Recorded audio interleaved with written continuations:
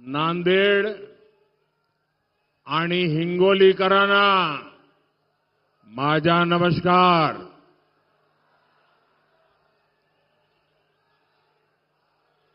26 एप्रिलची तयारी झाली ना? खरेच मैं सबसे पहले मराठावाड़ की महान धरती से हुजूर साहब को, गुरु गोविंद सिंह जी को प्रणाम करता हूं. मैं रेणुका माता और दत्त भगवान के चरणों में प्रणाम करता हूं.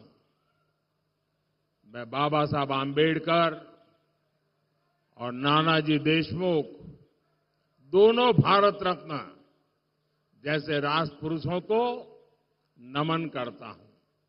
साथियों, कल देश में पहले चरण का मतदान संपन्न हुआ है.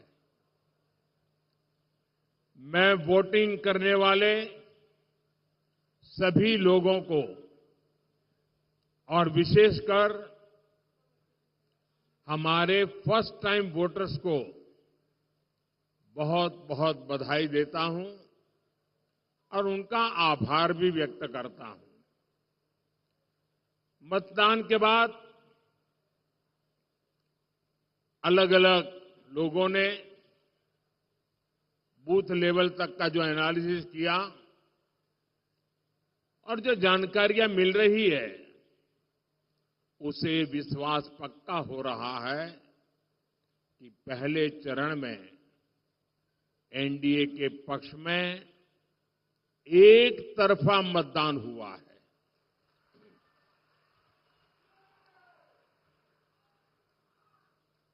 लेकिन मैं देशवासियों से आग्रह करूंगा,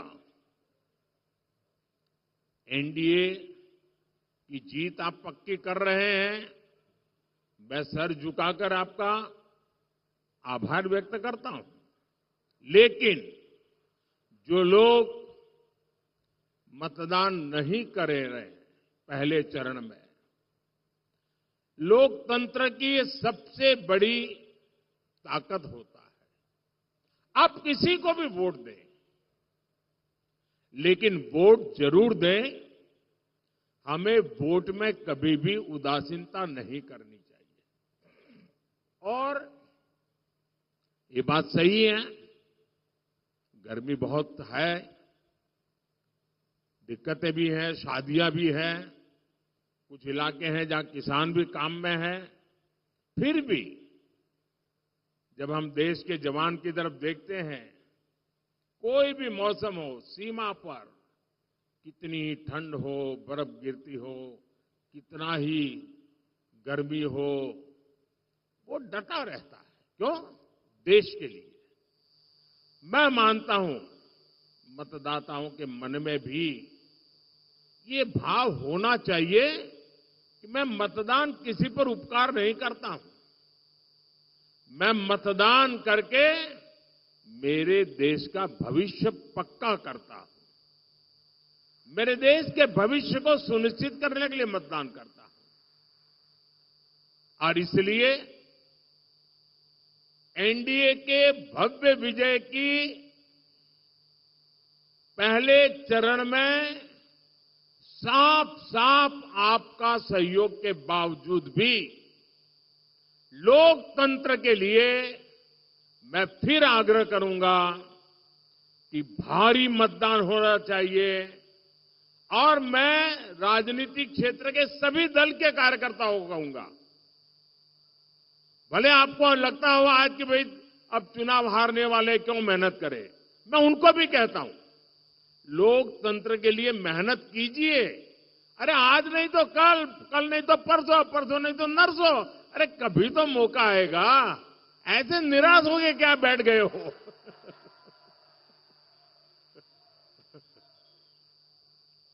और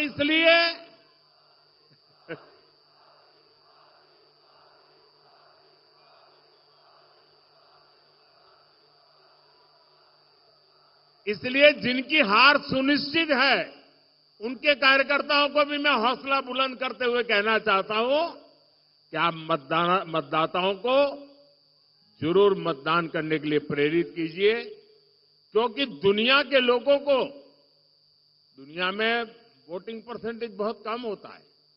भारत में जब इतना सारा वोटिंग परसेंटेज होता है, उसका विश्व में प्रभाव होता है।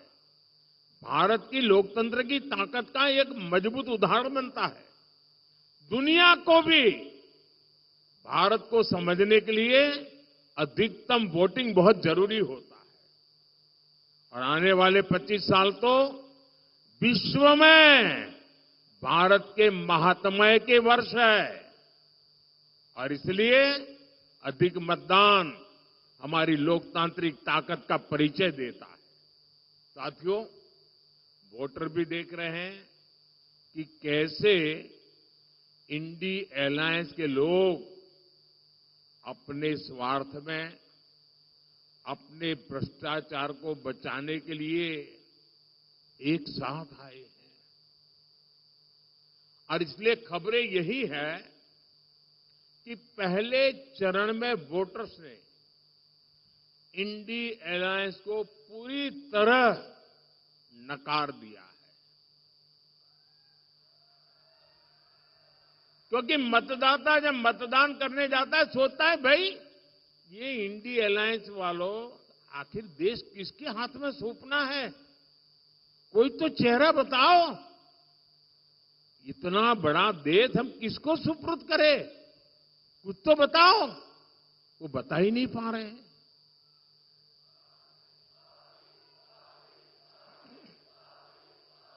ये लोग दावे जो करें, लेकिन सच्चाई यही है कि चुनाव की घोषणा से पहले से ही कांग्रेस के नेता अपनी हार मान चुके हैं।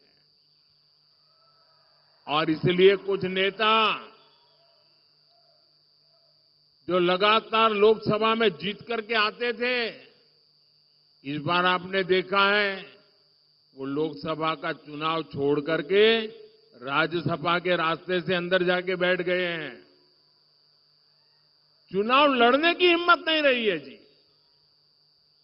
हालात ये है कि इंडी अलायंस वालों को इस चुनाव में लड़ने के लिए उम्मीदवार तक नहीं मिल रहे हैं। ज्यादातर सीटों पर इनके नेता प्रचार ही नहीं करने जा रहे हैं। और आप जानकर के हैरान हो जाएंगे, इस देश की करीब करीब 25% सीटें ऐसी हैं, 25%, जहां ये इंडी अलायंस के लोग अंदर अंदर एक दूसरे के खिलाफ चुनाव लड़ रहे हैं। अब वो किस प्रकार की बातें करते हैं जी, कोई कल्पना कर सकता है। चलो भाई एक आध दो में गड़बड़ हो जाए वो तो समझ सकते हैं।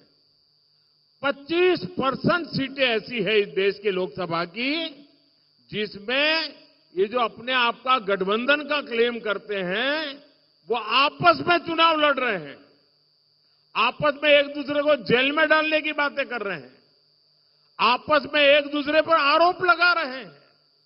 क्या ऐसे लोगों पे भरोसा कर सकते हैं? क्या ऐसे लोगों पे भरोसा कर सकते हैं? जो अंदर अंदर भरोसा नहीं कर सकते हैं उस पर आप भरोसा कर सकते हैं क्या? देश भरोसा कर सकता है? जो आज साथ होने के बाद भी 25% सीटों पर लड़ते हैं, तो अगर उनको थोड़ी सीटें पार्लियामेंट में मिल गई तो अंदर भी वो तूफान करेंगे। और इसलिए इस चुनाव में इनको सबक सिखाना बहुत जरूरी है भाई।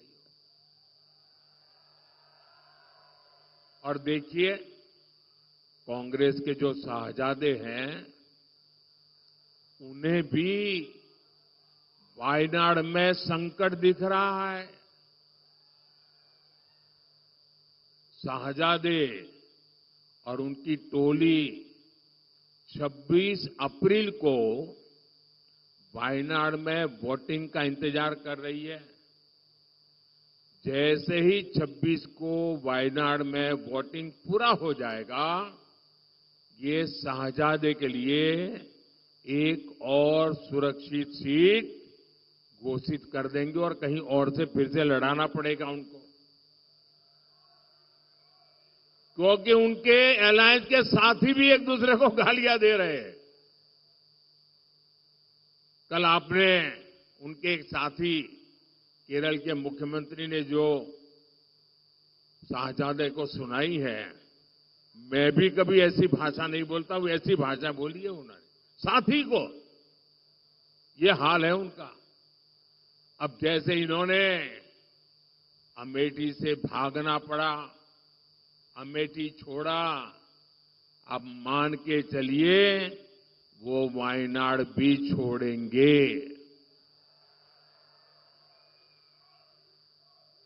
आप कांग्रेस का ये परिवार, आपको आश्चर्य होगा, आजादी के पहली बार स्थिति ऐसी बन रही है कि कांग्रेस का परिवार इस चुनाव में कांग्रेस को वोट नहीं देगा। खुद कांग्रेस को वोट नहीं देगा। ये हाल है इनका, क्योंकि जहां वो रहते हैं वहां कांग्रेस का उम्मीदवार ही नहीं है। अब ये ऐसी स्थिति कभी सोची है आपने कांग्रेस की कि जिस परिवार के भरोसे कांग्रेस चलती है, वो परिवार खुद कांग्रेस को वोट नहीं दे पाएगा। साथियों, आप देखिएगा 4 जून के बाद इंडी गठबंधन आज जो 25% सीटों पर बिखरा है, लड़ाई अंदर अंदर लड़ रहा है, 4 जून के बाद वो 100% एक दूसरे के कपड़े फाड़ने वाले हैं, एक दूसरे के बाल नोचने वाले हैं। इसलिए ये इंडी अघाड़ी के लिए मुझे बताइए, कोई भी समझदार नागरिक इनके लिए वोट बर्बाद करेगा क्या? कभी भी वोट बर्बाद करेगा क्या? और मैं तो मतदाताओं को कहता हूं, आइए जी भर करके एनडीए को वोट दीजिए, पूरी ताकत से वोट दीजिए। एनडीए को वोट करना है, विकसित भारत के लिए वोट करना है। और इसलिए ही आज पूरा देश कह रहा है, फिर एक बार, फिर एक बार, फिर एक बार। साथियों, कांग्रेस गरीब, दलित, वंचित, मजदूर, किसान के विकास के सामने हमेशा दीवार बन के खड़ी है। आज भी एनडीए सरकार गरीब के लिए कोई काम करती है तो कांग्रेस उसका मजाक उड़ाती है। आजादी के 6 दशकों बाद पहली बार हमने करोड़ों गरीब महिलाओं को शौचालय देने का अभियान शुरू किया। तब कांग्रेस और इंडिया अघाड़ी वाले लोग उसका मजाक उड़ाते थे। मैंने 50 करोड़ से ज्यादा गरीबों के पहली बार बैंक खाते खुलवाए। तब ये लोग कहते थे कि गरीब बैंक खाते को क्या करेगा। हम देश में डिजिटल इंडिया और यूपीआई जैसी टेक्नोलॉजी लेकर आए। तब कांग्रेस सरकार के एक बड़े मंत्री रहे हुए व्यक्ति कहते थे कि डिजिटल लेन देन अनपढ़ गरीबों के बस की बात नहीं है। जिस कांग्रेस पार्टी की सोच ही ऐसी हो, जिसको देश की जनता पर भरोसा ही न हो, उससे आप देश के विकास की उम्मीद कभी कर सकते हैं क्या? उन पर भरोसा कर सकते हैं क्या? ये लोग महाराष्ट्र और मराठवाड़ा की समस्याओं का कभी भी समाधान कर सकते हैं क्या? आपकी समस्याओं का समाधान कर सकते हैं क्या? साथियों, कांग्रेस ने दशकों तक महाराष्ट्र और खासकर विदर्भ और मराठवाड़ के विकास का दम घोंटने वाला का काम किया है। इस क्षेत्र में सूखे की स्थिति, पानी का संकट एक दिन में पैदा नहीं हुआ है। कांग्रेस के रवैये के कारण यहां किसान गरीब होते गए, जहां उद्योगों से जुड़ी संभावनाएं सूखती चली गई, मराठवाड़ के लाखों युवाओं को पलायन करना पड़ा। आपको इस स्थिति से निकालने के लिए एनडीए सरकार प्रतिबद्ध है। यहां एकनाथ शिंदे जी, देवेंद्र फडणवीस जी और अजीत पवार जी मिलकर किसानों के हित में काम कर रहे हैं। और अब तो इस क्षेत्र में और खुशी की बात है, अशोक जी भी हमारे साथ आ गए हैं। और मुझे याद है, मैं जब राजनीति में भी नहीं था और कभी मुझे लगता भी नहीं था मैं राजनीति में जाऊंगा, उस समय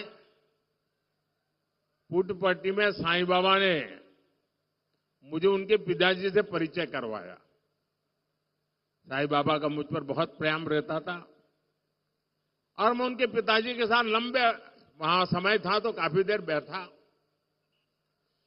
इतने उच्च पदों पर रहने के बावजूद भी राजनीतिक जीवन में इतना लंबा सफल कैरियर रहने के बाद मैंने उनकी जो नम्रता, मैं तो बहुत छोटी आयु का था, सामान्य, मेरे राजनीति से कोई लेना देना नहीं था, लेकिन जिस प्रकार से प्यार से उनसे बातें करने का सौभाग्य मुझे मिला, वो मैं कभी भी भूल नहीं सकता हूं। मैं हमेशा उनके व्यवहार में से आज भी कुछ न कुछ सीखने की कोशिश करता हूं और उनका पूरा परिवार आज हमारे साथ है। अब नांदेड़ के 80% से ज्यादा घरों में नल से जल आने लगा है। सिंचाई की समस्या के समाधान के लिए अपर पैन गंगा प्रोजेक्ट पर काम चल रहा है। यहां के किसानों को इसका बड़ा लाभ मिलेगा। हमारी सरकार ने फसल बीमा योजना के तहत किसानों को प्रीमियम से 5 गुना ज्यादा क्लेम दिलवाया है। किसान सम्मान निधि के तहत अकेले नांदेड़ के किसानों को ही 1300 करोड़ रुपए से ज्यादा मिले हैं। इस क्षेत्र में तो ज्वार, बाजरा बहुत होता है। हमारी सरकार ने इस मोटे अनाज को पूरे देश में एक पहचान दी है। उसके लिए पहचान दी है श्री अन्न। चाहे ज्वार हो, बाजरा हो, वो श्री अन्न का के साथ पहचाने जाए। और जब से ये काम शुरू किया है, दुनिया भर में लोगों का ध्यान हमारे श्री अन्न पर गया है, सुपर फूड के रूप में गया है और न्यूट्रिशन की दृष्टि से बहुत बड़ा ताकतवर संदेश गया है। और इसका भी बड़ा लाभ नांदेड़ के किसानों को मिलना तय है। साथियों, कांग्रेस के दिए हर जख्म का इलाज करना, ये मोदी की गारंटी है। इस क्षेत्र को शक्तिपीठ एक्सप्रेस वे और समृद्धि महामार्ग जैसे वर्ल्ड क्लास रोड्स मिली है। लातूर की रेल कोच फैक्ट्री का लोकार्पण करने का सौभाग्य मुझे ही मिला था। उड़ान योजना के तहत नांदेड़ एयरपोर्ट को भी फिर से शुरू कर दिया गया है। पीएम आवास योजना के तहत यहां हजारों गरीबों को पक्के घर भी मिले हैं। आयुष्मान योजना के जरिए 3 लाख से ज्यादा लोगों को मुफ्त इलाज की सुविधा मिली है। लेकिन इन 10 वर्षों में जो काम हुआ है, वो तो अभी ट्रेलर है। अभी तो हमारा बहुत समय कांग्रेस के गड्ढों को भरने में गया है।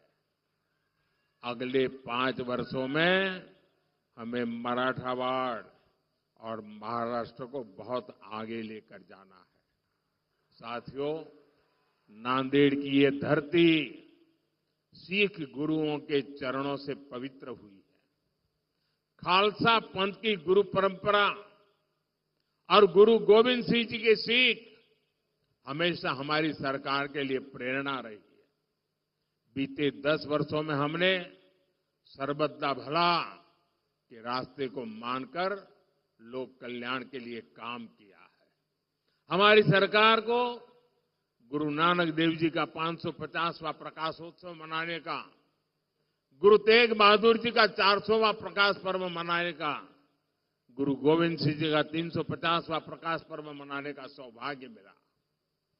करतारपुर कॉरिडोर का काम पूरा होने के बाद लाखों श्रद्धालुओं को वहां के दर्शन में मदद मिल रही है। लंगर को टैक्स फ्री करने का निर्णय हो या हर मंदिर साहब के लिए एफसीआरए की अनुमति हो, हुजूर साहब और हेमकुंड साहिब के दरबार तक बेहतर इंफ्रास्ट्रक्चर का इंतजाम करना हो, एनडीए सरकार ने सिख परंपरा से जुड़े हर तीर्थ के विकास के लिए पूरी शक्ति और पूरी भक्ति से काम किया है।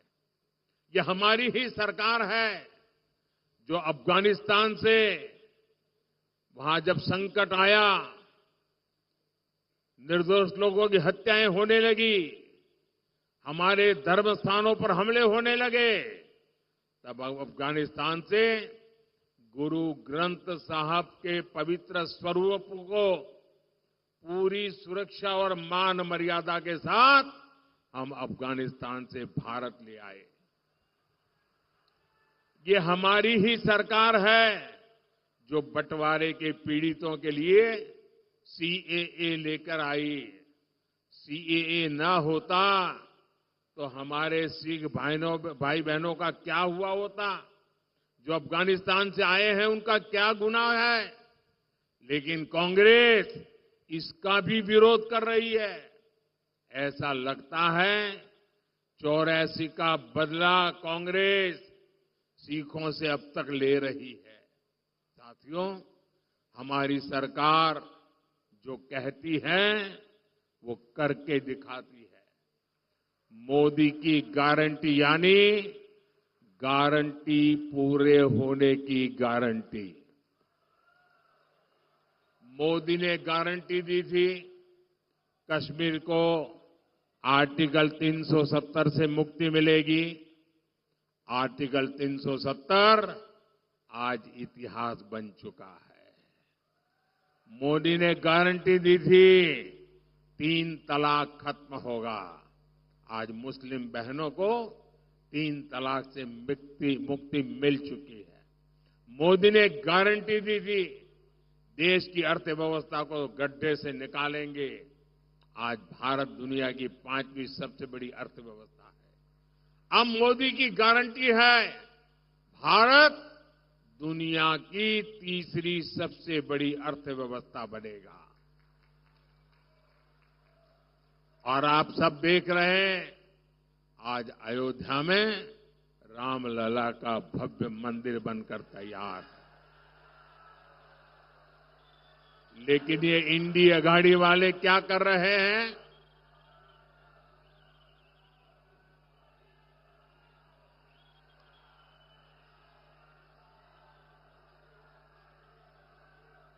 लेकिन ये इंडिया गाड़ी वाले क्या कर रहे हैं? ये लोग सनातन को गाली दे रहे हैं। ये लोग राम मंदिर प्राण प्रतिष्ठा का बहिष्कार करने को सही ठहरा रहे हैं। ये लोग राम मंदिर में पूजा अर्चना को पाखंड बताकर हमारी आस्था का अपमान कर रहे हैं। क्या ये माफ करने योग्य है क्या? ऐसे लोगों को माफ किया जा सकता है क्या? साथियों, मराठवाड़ केवल एक इलाका नहीं, ये हमारे भारत का सुरक्षा कवच है। मुगल आए, अंग्रेज आए, लेकिन मराठा शौर्य ने ये सिद्ध किया कि भारत हमेशा रहने वाला है।